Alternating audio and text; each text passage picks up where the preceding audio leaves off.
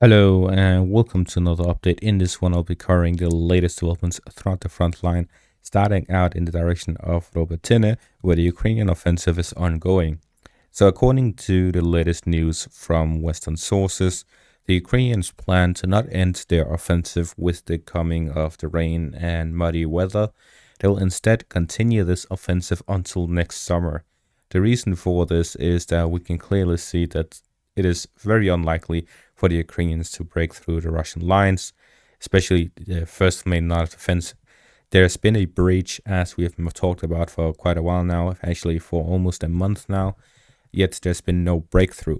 So this is clearly indicating that the Ukrainians are not able to muster up enough forces to make a proper breakthrough, as their experience gathering enough forces to conduct a breakthrough has ended terribly. Therefore, they aren't attempting it again. They're continuing this strategy where they send smaller units to try and breach their different locations, establish positions, and then move further in. This works well with the Russian doctrine of withdrawing whenever they see their opponent to better positions, as they do not want to face them head on, especially when they have superior firepower. The myth here is that Ukraine is somehow able to outshoot the Russian forces. And I say myth because this Western expert, Danish expert, says that the war in this period is tipped in Ukraine's favor is mainly due to Ukraine's takeover of artillery fire.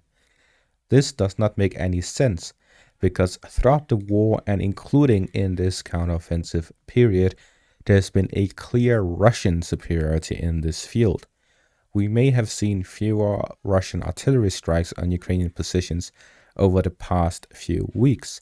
This is because of the change in Ukraine's strategy, not because of Russia lacking artillery. The Ukrainian forces currently only launch a smaller scale squads on their Russian positions, try to advance and take the positions. In these small scale operations, the Ukrainian force may launch a squad or a tactical grouping of 10 to 20 soldiers, including a one or two armored vehicles, to try and take a Russian trench. And in this time, the Russians may launch 10 to 20 artillery strikes to try and destroy this grouping. And the Ukrainian forces in turn launch hundreds of artillery strikes to damage the Russian position. There's simply not enough for the Russians to shoot back on for them to be using more artillery forces. At the same time, they're using their air force and long-range artillery units in the direction of Novodanilivka, Manatukmashka, and Oryhiv, as is constantly reported by Military Summary.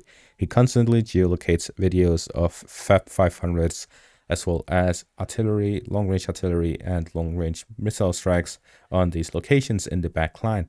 So the Russians are definitely not running low on artillery, and the Ukrainians do not have an advantage in that position. The Ukrainians simply need to use more in the same fight that the Russians are fighting.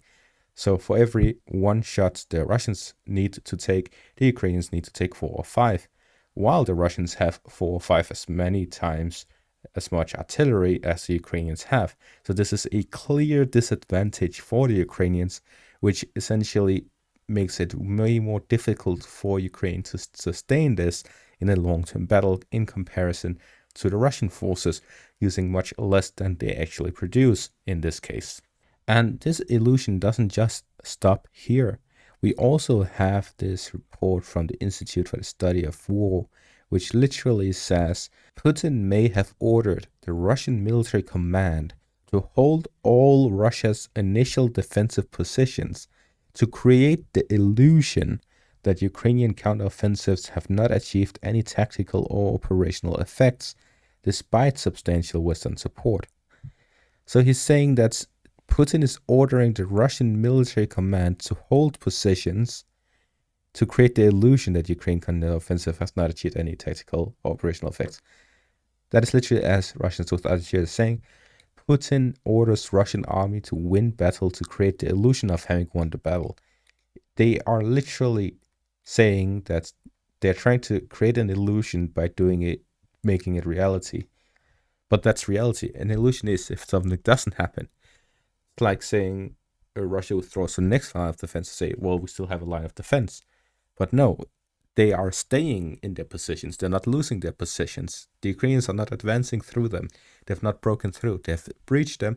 They haven't broken through. If the Russians are able to hold their position and push the Ukrainians back from the main line of defense, that is not an illusion. That is reality.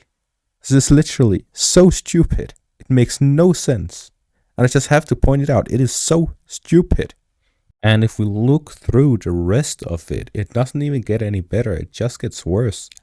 The Russian military command may be ordering these counterattacks to buy time, but it is unclear how the Kremlin intends to use time bought at such a price. Russian forces appear to be unwilling to surrender tactical areas and are focusing instead on fighting for every meter instead of benefiting from the depth of their prepared defenses. The issue here is Russian forces appear to be unwilling to surrender tactical areas and are focusing instead on fighting for every meter. If they are fighting for every meter, then it's more than just tactical areas. They claim that they're unwilling to surrender tactical areas. That makes sense because they're tactical areas. They need to hold on to them. They don't want to surrender tactical areas. It's the gray zones you want to surrender. But instead they say fighting for every meter. Of course you want to fight for every meter of tactical areas because they are tactical areas. They are areas that give you an advantage. You want to fight where there are advantages. Instead of benefiting from the depth of their prepared defenses, what do they mean by that? Do they want to abandon the first line of defense because the Ukrainians are attacking it with a couple of squads? This makes zero sense. It's literally so incompetent. Whoever wrote this is so stupid. It makes no sense. Like, it's embarrassing. And what do they mean by at such a price? What price are they paying with their counterattacks? Is it more difficult for the Russians to counterattack at areas that are completely demolished than the Ukrainians moving through countless minefields and under constant fire against heavily fortified areas? Like, it makes no sense. The Russians have every advantage here, and the Ukrainians have every disadvantage here. Yet somehow the Russian forces are paying, quote-unquote, such a price. What about the Ukrainian price? When you take a new area, you aren't just suddenly completely prepared for a counterattack. You have to reorganize. You have to prepare your positions. You have to get used to them. You have to enter them. You have to do so many things. It is militarily impossible to be so prepared at a counterattack right after capturing a position as someone who has been preparing for months in heavily fortified areas. Like, there's no common sense, there's no logic. This is just pure incompetence. But enough about that. Let's move back to the front line where we see the results of whatever they are saying is the reality. Because they claim here the Russian counterattacks are useless at a heavy cost. Well, here we see that the Russian forces hold Verbove and push the Ukrainians back from positions taken to the west in the trenches here.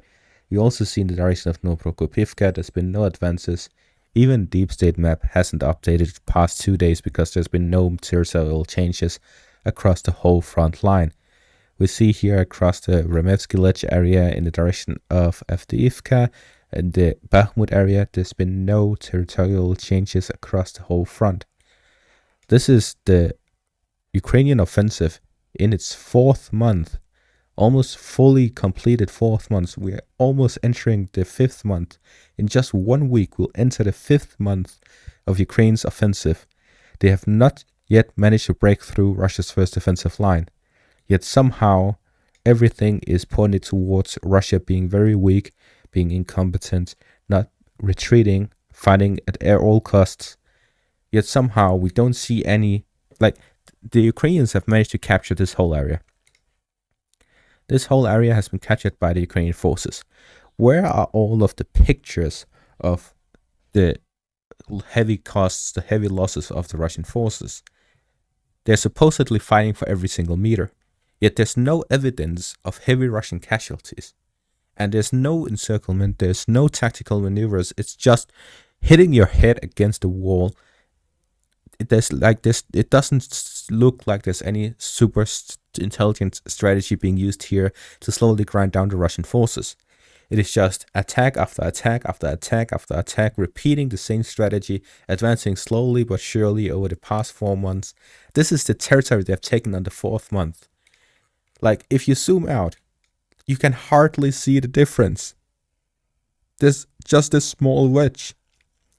And it's just one part of the front line. Like, the Russian line of defense goes from here and all the way across.